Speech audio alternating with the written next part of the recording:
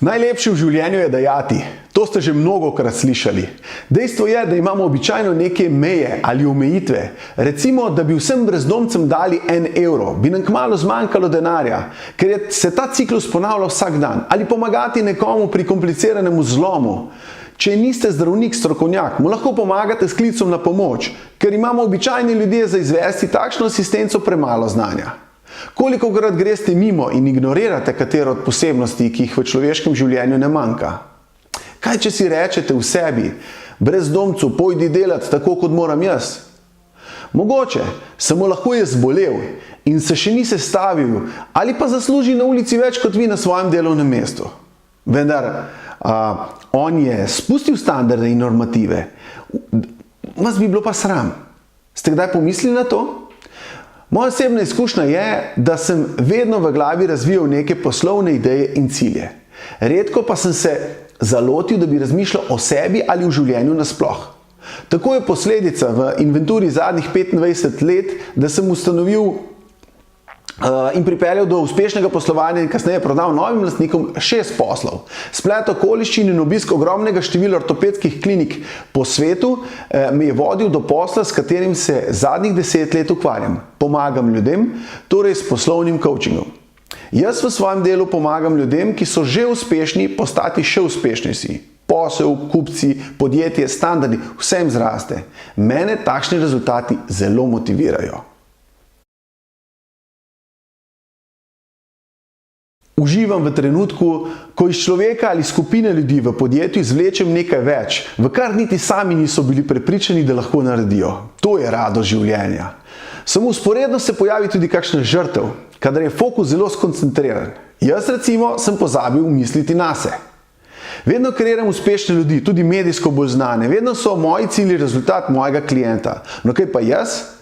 Potem, ko zavese padejo, kot se uporabi prispodoba iz gledališča, ko odhajaš s posla domov, ker je pozno in si precej utrujen, si v čisti vesti potešen, ker si pomagal sočloveku. To, da moje telo čustva materialne potrebe, ali sem za ta del tudi poskrbel.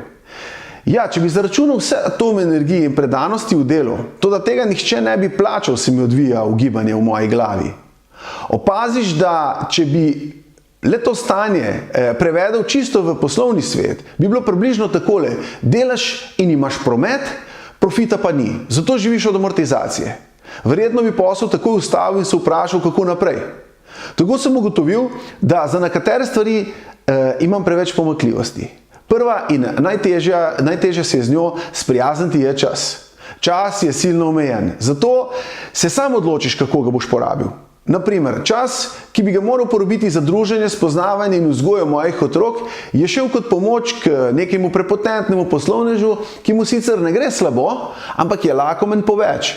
Pa če ravno so njegove kapacitete že dosegle vrhunec in ti na koncu še ne plača računa za opravljeno storitev. Ni problem v tem, da ne bi hotel pomagati temu klientu, če si on to res želi. Vprašanje je samo, ob katerem času ter za koliko denarja. Z veliko denarja ne moreš nadomestiti čas, ki bi ga moral porabiti s svojimi odraščajočimi otroci. Toda poslovnež mora sam zračunati, a se moje delo njemu izplača. Vsi vemo, koliko stane Mercedes. Vendar ni nujno, da pri Mercedesu zaposleni delajo bolj trdo, kot recimo v podjetju Kia.